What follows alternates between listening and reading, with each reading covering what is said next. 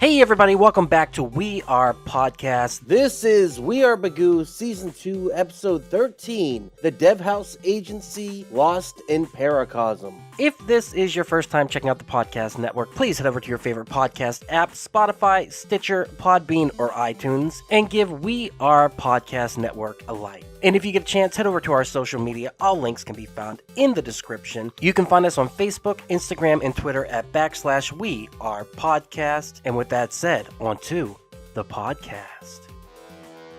We Are Bagu.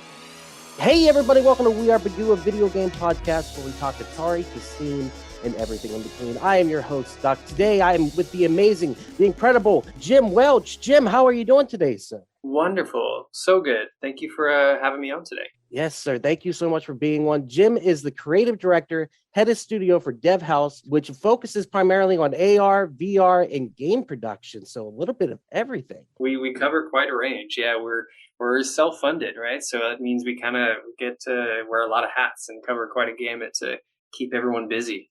Yeah, and you guys got, literally your feet and everything here. Going down the line, it feels like you're focusing primarily right now on the metaverse. You're at the forefront of the metaverse in a lot of ways with focusing on VR and AR primarily. So I want to talk about that. You do have video. I don't know if it's playable, but I watched the video for the VR golf simulator, the VR Pinata, VR Warehouse with the forklift. I thought that was pretty cool. The AR, the Uber driver AR game, Augmented Reality virtual real estate tours, and the custom face filters, just to name a couple of each of those. So right. What is Devhouse doing with all the AR and VR? Are you at the forefront? Is this like a 5-year plan where the metaverse is going to take over and you guys are going to be at the forefront of it? Yeah, so it's a great question. So as Devhouse proper, we started, I would say, in 2018. I've been doing development, for many years before then. But when I formed Devhouse, it was primarily on AR and VR. I mean, that was where most of my recent career had kind of led me as a Unity developer, a bit of Unreal as well. But that's kind of where my niche was. A lot of people hired me for that work. So I thought, man, I should really start a studio focusing on this. And so we've been doing this for years. And then when kind of this metaverse craze happened late last year, it's been rumbling for some time now, but really took shape when Facebook switched its name to Meta. That got a lot of eyeballs.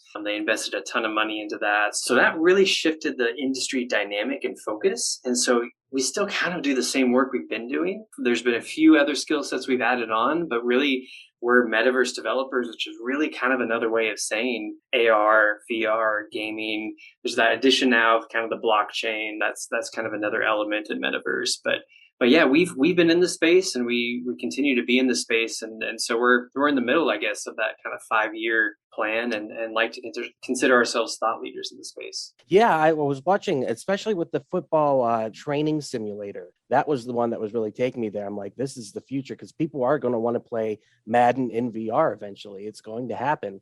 And so showing that you had a demo, at least, that showed what that would look like, and all it takes is one, other studio to say, hey, we want to partner with you. Let's go with this full force. And then you could go. But I saw that you've been creating demos for all kinds of stuff left and right. I really appreciated the Augmented Reality virtual real estate tour. I thought that was really cool too. The fact that somebody was walking around your office in that space with the tablet and you were actually walking through the rooms. I thought that was really neat. Yeah, there's something about if you're apartment shopping or house shopping, but especially apartment shopping, you'll go to the websites, you always see the floor plan. It's like, okay, I'm going to move into this apartment. Which floor plan do I want? You see the top-down pictures.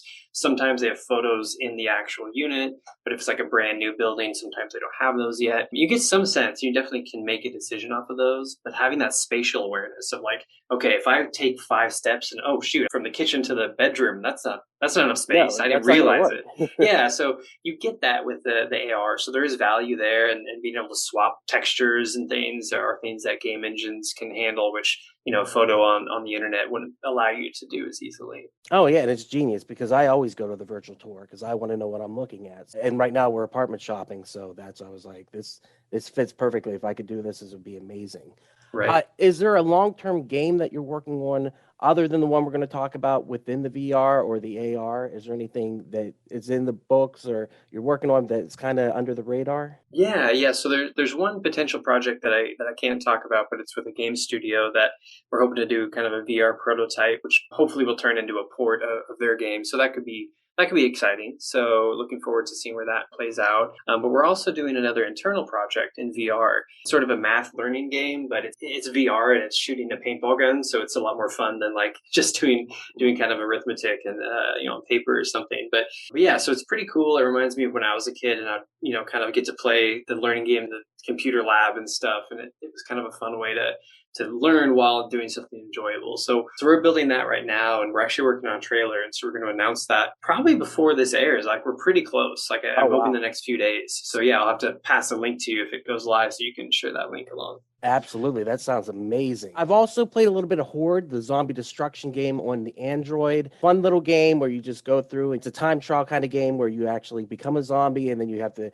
get the other characters that are alive and they become part of your zombie horde and you build your horde. It's kind of an arcade style game. And that was released when? Was that one of the first things you put out? Yeah, that was one of our first releases. Yeah, like we do a ton of client work. So our studio kind of lives and breathes off the client work while we carve out as much time as we can to do our passion projects. And we actually worked on the zombie horde destruction right when the first wave of the pandemic hit. And everything kind of stopped. Like, all business kind of shut down for a few months. And that included our software company. Really, all of our clients just hit the pause button. So we're like, hey, we have like 1 to 3 months. What can we build in 1 to 3 months? And so we came up with this design and built it out. And so that was in 2019. Yeah, I think mid 2019 is when we built that and put it out. And we've done a couple small updates, and we had some more grand design ideas if we ever kind of get the funding or time to go back to it. But for now, it's like a fun little kind of almost tech demo arcade game where you can see what it's like to, be the zombie and grow your horde versus like a long story or progression path, which was maybe a future version of the project if we get to it. I wanted to talk about that too. Like you said, you kind of began the studio and then you were there for about a year and a half, 2 years, and then pandemic hits. To stay alive in that period, number one, is awesome because a lot of things folded. But it looks like you have, like I said, your hand in many different pots because what you were working on, a lot of stuff with drones. Is that correct? Yeah, so we've done some drone work, but I mean, really, our core business, thankfully, we were able to stick pretty close to it. Part of that, I think, is because we're cast kind of a wide net. So we do software development. There was even a phase where we were doing some mobile apps, which we have the capabilities to, but it's sometimes if you are an expert at everything, you're an expert at nothing, right? So while we do some of those projects as well, our heart is really in AR, VR games. But yeah, when the pandemic hit, we had to say, okay, what work is available that we can do? That included our IP, included some mobile apps, included some web apps, things like that. Some of the work, I think what you're referring to is like the GoPro drone project. That one was sort of another tech demo where we took some technology that we built for another project that wasn't proprietary to them, but we couldn't show it because it was under NDA. And we were able to take that technology and show it off on kind of a concept project, which is the GoPro drone app that you probably saw. Yeah, that was really cool. Like I said, you show so many different things, and your Scissor Reel has it, and you can go to your YouTube channel and watch all those, and that'll be linked in the description, of course. You can find that at the Devhouse Agency on YouTube. Enjoying this episode? Go check out Geekster, a dating and friends app for geeks that focuses on common interests as a way to make meaningful connections. Download today on the App Store or click the link in the description to find out more. Geekster, this is what happens when nerds collide. Geekster, available on iOS and Android. But let's get to what we're here to talk about. Retropalooza this year in Arlington, Texas. You had a giant booth. It was awesome.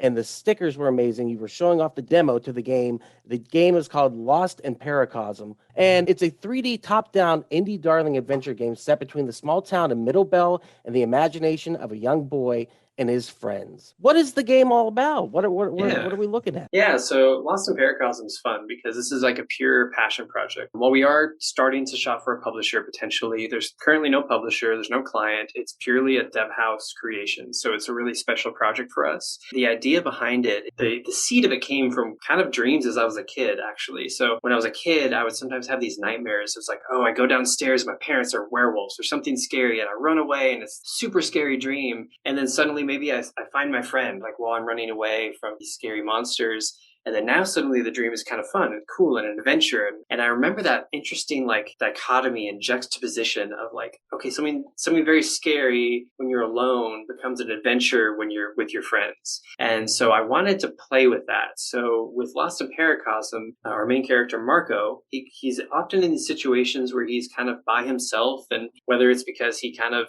overreacted to something and maybe ran off, or whatever circumstances might isolate him, things can get kind of creepy and scary, and he gets lost into his imagination, which is more or less a synonym for Paracosm, which is basically a really intense imagination that, children could get wrapped up into. So Marco gets like pulled into these imagination zones, and he'll have these kind of scary, more puzzly based experiences, and then he'll find a friend, and then suddenly they become a lot more action, a lot more fun, upbeat sort of experiences. And so you get these little gameplay bits all strewn out through a story experience. So really, we want the main takeaway is the narrative and the sort of traveling with Marco and his friends to kind of go through his journey with him. And he has 3 friends along for the journey. We have TJ, Zoe, and little Benny. Is that correct? That is correct. Yeah.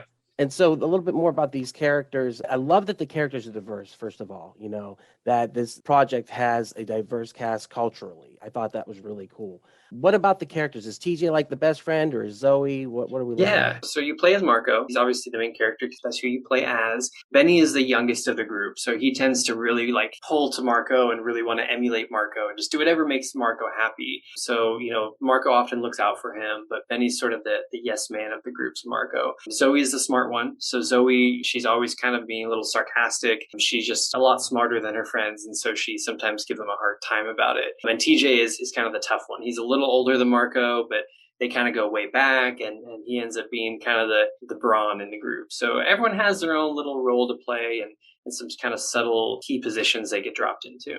So is this going to be very story heavy, this game? Yeah. I mean, really, I want to, get across the feeling that I kind of had when I was younger, but also from just a opportunity for us to be creative as a studio. I thought it would be really great for us to build a more story-driven game. The next title we do, we might flip it on its head and do something more, like a first-person shooter. Who knows? We haven't designed that next title yet. But this one, we really wanted to tell a story and show that like we can build a narrative experience as a studio. Where do you feel the inspiration came from? Were there certain games you played when you were younger that made you go with this? I don't even really know. Is it over the top 3D? Is it open world? What are we looking at? It seems a little bit of everything. Yeah, no, that's a good point. I mean, most games you kind of glance at and get a sense of how it is. But with Lost in Paracosm, I was afraid that if we just built a straight narrative, it might be a little boring. There's some games that I really want to get into that look beautiful, and then I start playing them and I get a little bored. And so for our design, throughout these stories, when you get pulled into these imagination zones, as we're calling them, so you're in the neighborhood, and then before you know it, you're suddenly in a forest full of goblins and castles and things. Now, those sections, a lot of them are going to have that adventure kind of thing, like sort of Diablo top-down isometric sort of camera. A lot of them are going to have that, but then there's some that are totally different. Like we have a sort of Star Fox-esque space shooter on rails moment when, he pretends he's in space. And, we have a Wild West shootout where,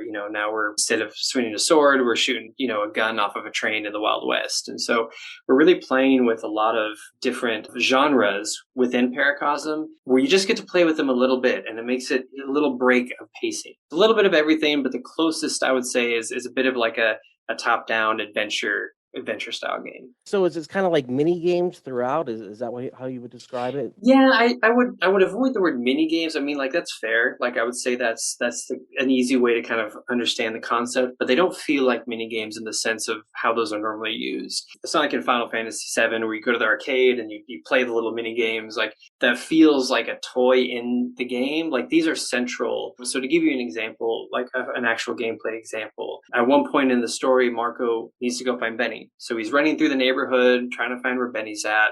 He goes down this path down the road, and it leads kind of winding down into the backyard. Yeah, they have some woods in their backyard. So you start looking, and so Marco goes a little deeper, and it starts to get a little dark. And then suddenly the woods gradually turn and transform into a goblin forest. And so it's not like a mini game in the sense that like, oh, I walked to an arcade cabinet and I did some things. It's built into the flow.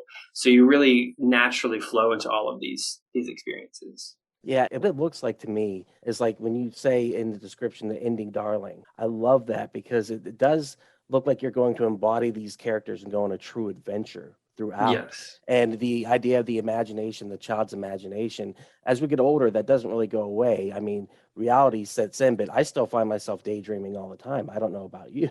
But, Right. so, like, I always escaped when I was on the school bus for that hour-long ride a day looking out the window, just daydreaming away, just imagining all these crazy adventures that would go on in my life and things like that. So I Right. love the idea of going back to my childhood and be able to re-experience that in game form. The art style seems simplistic, but then it transforms into these other worlds, and then it's crazy artistic. The aesthetic just takes over. And is that a conscious effort to make it seem like simpler in some places and then be able to be big and bombastic in others? Yeah, the art style is in an interesting place. So what we showed at Retropalooza is sort of a work in progress. We're still pretty early in development. The vision for the art style is we're starting to build quick prototypes and really get the game design flowing. We start with some kind of basic, kind of low poly style 3D models that we're using for placement and level building and set dressing. And then we're passing it through another round of art where we then take it and we actually, what we're calling like Ghiblify it, where basically we make it watercolory and sort of give the Studio Ghibli type vibe to it. And that is going to transfer across all the environments. So they'll all feel cohesive for the most part, but they're all in various states. So what we showed at that conference was kind of some were already converted to that watercolor style, others were in the process, but the eventual end goal, they should all feel similar. Are you going to do voice acting, or is it all going to be just written out? Yeah, voice acting. Yeah. So I actually have an audio background. And for me, I always appreciate good voice acting. And so, yeah, even for where we're at, we did initial scratch track pass. And so we had some voice actors come through and just do a first take and kind of get some voices in the experience. And so we really loved the way that felt. We're going to have subtitles in case people like to play, of course, with sound off or unable to hear. But yeah, there will be voice acting throughout. How long has this been in production now? You said you just pretty much started? Yeah, no, that's tough to answer because we, like I said, we do client work. And so this project has been kind of floating on the back burner for a while. So we started it, had some initial designs, worked on it for a couple months, and then took a couple months off. And so we, as of kind of earlier this year, we sort of formally said, like, let's make sure this gets out. Let's take a priority on it. So I would say beginning of the year, really, with January is when we took like an earnest, let's make sure this is a thing we put out. And I would say a few months before that, we were doing some decent hours. We got the Retropalooza build out in October, and then we kind of paused from October into January, and now we're back up. We don't have an exact timeline for finishing it, but we now have some rough ideas that I don't want to say and then have to break in those delivery dates. But we have some ideas of a final delivery date and an actual timeline and sprints planned out. And so we're getting pretty serious into production now on it. Hey everyone, it's just Duck jumping in here real quick to say thank you so much for checking out the podcast today. If you're enjoying it, head over to your favorite podcast app, Spotify, Stitcher, Podbean, or iTunes, and give We Are Podcast Network a like. And if you get a chance, head over to our social media. All links can be found in the description. You can find us at Facebook, Instagram, and Twitter at /We Are Podcast. And with that, back to the podcast. When you say the tagline on the website, uncover what is lost and find yourself, what does that mean to the story? There's something about, everyone's heard of fight or flight, right? So something happens and either you fight or you run away. With the child or people who are unable to fight or flight, they disassociate. So it's like, hey, I can't get out of here and I can't fight against it, so I'm going to disassociate. And that's a lot of kind of what Marco is going through. And throughout this process of playing the game, you sort of grow into a more independent, less reliant person as Marco. He's very reliant on his friends, on his parents, on his town, really. And throughout the experience, he actually becomes defined who he truly is and becomes that kind of self-confidence that he can kind of exist more on a level he doesn't have to always feel afraid or having to disassociate into these imagination zones. That is really cool because that speaks to me as a person. I understand that because I disassociate quite a bit. Of some of the character designs you've put out, the bully, the witch doctor, the frog or the toad, I'm not sure what it is, but it's terrifying, and the bog. What are we looking at? Are we looking at like a vast array of enemies to battle against, or at least have like these games against? That's what's kind of fun about the design on this one, because it's a challenge production-wise to do so many environments, but it's also really freeing that we can have the Goblin Forest, which I refer to a lot because we have that one pretty far in production. But you have the Goblin Forest, you have the Wild West. Those enemies are going to be totally different. So you have a few different types of goblins in the forest, and then you have, you're not going to have goblins in the Wild West. You're not going to have goblins in space. So that sounds pretty cool now that I said it out loud. But you're not going to have those enemies kind of transfer over. So it allows us as a studio to really design an array of kind of enemy types that our characters can kind of experience. And similar in some ways to how Mario would don different suits, we're not necessarily getting different powers as we put on different suits, but you'll get to, when you're in space and you're Space Marco, you have on a little space suit, right? And so it starts to be fun that you kind of embody these environments, and it changes your look, and you're kind of pretending while you're in these places. And I like the transitions. If you go to the website, you can see a couple of the videos and the different transitions, such as him being in his backyard and jumping on a crate, it looks like, or whatever he's made, and all of a sudden he's snowboarding.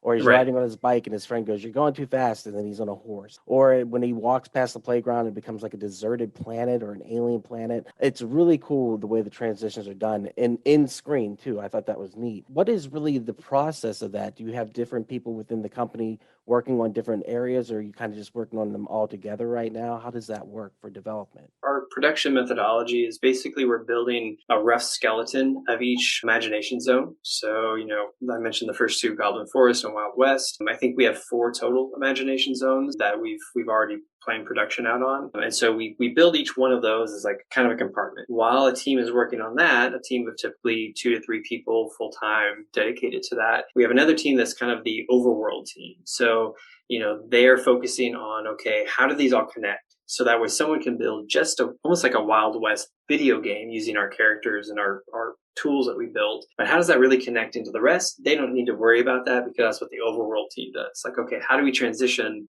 We all know the story and when it happens, but how do we actually get from, Marco's backyard into outer space, and they kind of build in those transitionary pieces to connect it all. Are we going to see any classic tropes such as the bully becoming like the bad guy in like the Wild West, kind of like Back to the Future with Biff and stuff like that? Or yeah, no, definitely having some fun with some of those tropes. Our first pass on the forest, we had, the bully doesn't let you through until you find the secret item, and then you find the secret item and he runs off and you see him turn into a goblin.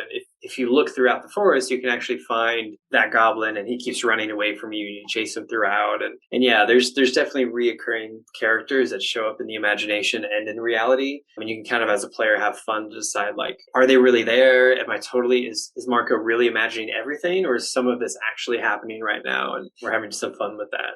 That's so much fun. What was the feedback from Retropalooza like? Was it mostly positive, or did you decide you had to go back and rework some stuff? No, it was really positive. I mean, I think we were the hardest critics of it. I mean, we definitely, as we're playing it more, we're there all day with the build. Most of the time we're in production, we're going 100 miles per hour. And so being at a conference where all we really have to do is watch the booth, watch the build, play the build.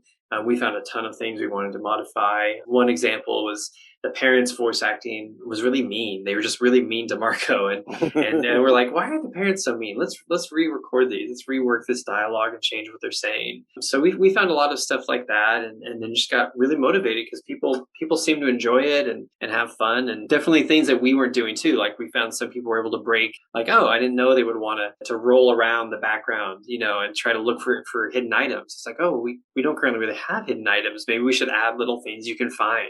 Just interesting things we got from that conference. Oh, that's cool. That's a cool concept. And like maybe they change like what they're wearing and stuff like that. Yeah. And that would be awesome. Now I'm like, I want to make a game. How many hours of gameplay are you shooting for? We're still on the fence. I mean, it's going to be a relatively short game, but I'm thinking, we're thinking probably an 8-hour sort of experience. So you probably play it in a couple sittings, but it's still very much in flux. We could end up making it a touch shorter or quite a bit longer. Since we're only kind of through maybe 3/4 of the first act on actual skeletal build out, it's hard to say for sure the actual duration of time. A short game. And will this be kind of like a calling card game to let other people see what your development studio is able to do? Is that what exactly? Yeah, that's That's one of the primary goals. I mean, we would love it if it sold well and funded it on its own, the next project. But ultimately, like, we kind of want to, we have so much talent here at Devhouse, but because we're self-funded and we don't have some large amount of capital that we can just invest into a game full time, we don't get to show that talent most of the time to anyone but who our clients are. And so, yeah, we really want to say, hey, as a studio, look at this, creative endeavor that we've made and kind of announce Devhouse to the gaming community in a more meaningful way. I was going to ask, you're shooting for Steam and Nintendo Switch, which I always think going for Nintendo Switch is just a genius move. Do you have any suggestions for up-and-coming developers, indie developers, people working on games or have a passion for it? There's a lot in the DFW area that I've been talking to, but what would be your main advice for them and to get started? Definitely start with very small scope. I mean, Paracosm is almost the opposite of that, but we've been doing this for many years. So, and even still, like when we talk to different publishers, it's been like, wow, that's a very ambitious design. And so, even knowing that, we still get that feedback. But I would say, as for many years of building games on my own, is always start with something very, very small, because it's going to take you 4 times as long as you thought it would to finish. And just the process, don't expect whatever you're working on to be the thing that necessarily gets you there, because half the time you get bored of it halfway through development and you want to move on. The other half of the time, you're not as experienced as you thought you were. And so you look back at it and you're like, oh man, like if you're a creative person, you ever look back at your old stuff, you're always like, it's always cringy a little bit. And so don't put too much pressure on whatever your current project is. Like, this is the game that everyone's going to love. It's like, finish the game that you think you want to make right now. And then if it starts to get traction and people love it, that's great. And then maybe you're right, it is. But focusing more on just the craft, starting small, just getting good at your craft, I think it's the best advice I can give. What keeps you passionate? Like you said, sometimes you get bored with it, not bored, but you get frustrated and you want to move on to the next thing. And it's always about the next thing, especially with creative types. Right. What keeps you grounded? What keeps you passionate about the current projects you're working on? Well, thankfully, running a studio helps with that, because when you're just by yourself, like a solo indie developer, there's no one really holding you accountable most of the time. So it's sometimes harder to stay motivated. Back when I was in that role, when I was just kind of developing games on my own, I was always really motivated by just the vision of like seeing that I know this cool thing could come to reality, but sometimes that can only go so far. So, I mean, for us, it's often making sure we don't, let the people down that are relying on us. So, most of the time that's clients. So I guess one way people who maybe don't have client work and are just making games is talk to people about it, bring people into your development process. So they start to ask like, hey, when's the next build coming? Or, hey, do you have any cool new screenshots? And maybe that'll help keep you kind of motivated because someone cares, right? And that keeps you wanting to care as well. Yeah, absolutely. Well, Jim, is there anything else we want to talk about the game? I don't think so. I mean, I'm excited for people to see it. If we do get a publisher, the ones that we've talked to, there's not too much concern of kind of creative directional change there. And hopefully that support will allow us to start to share it more with the world and put more marketing content out there. But yeah, and until then, I mean, following our Instagram is probably the best way to keep up to date. That and Twitter, but whatever your preference is, Instagram or Twitter, just following us there and shoot me a message. Me or someone on our team will respond to you on those channels, and we like to talk about the game. So if you have any specific questions, we can't always answer. If we think we might change it, and then we're like, well, we don't want to say one thing, and then people get mad at us because we changed it. But a lot of the times, we just love talking to people about the stuff. And once again, Facebook, Instagram, Twitter, and you do have a TikTok. So they're all linked in the bottom of the actual website. You can go there. They'll be linked in the description here. So go check it out. All right. Well, Jim, I appreciate you talking to me today. Thank you so much for taking the time. Lost in Paracosm is the game. Keep an eye out for it, everybody. And hopefully we can talk to you again when the game releases. That'd be really cool. I would love that. Appreciate it, Doug. All right. Thank you, Jim. You have a great day. Thank you so much for taking your time today. Thank you. And there it is. Thank you again so much for checking out the podcast today. If you enjoyed it, head over to your favorite podcast app, Spotify, Stitcher, Podbean, and iTunes, and give We Are Podcast Network a like. And if you've enjoyed this podcast, you're going to love the other podcasts here on the We Are Podcast Network. We have We Are Air, where we talk movies, entertainment, whatever the fuck we want to talk about. That's me, that's Jake, and that's Javi. We're breaking down that pop culture, and we're having so much fun. Heroes, Gyros, 8 Dungeons, and Distractions side quests. Me and the boys were playing some D&D. You can start that one from Season 1, Episode 1. It's a blast the whole way through. And I Hate Being Sober. Personal stories from epic people I sit down with some of my favorite people of all time. We talk about their trials, their tribulations, and their journey this far. And finally, our new live video podcast, Camp Slash Horrorcast, where we're going to have a roundtable discussion about our favorite horror movies. That'll be available on Twitch and YouTube, streaming every Monday at 8 p.m. Check the links in the description to find out what movies we'll be watching. Also, check the links in the description for our social media. You can find us at Facebook, Instagram, and Twitter at /We Are Podcast Network. With that said, thank you so much for checking out the podcast today. Please remember to support local comedy in any way that you can. We'll see you next time.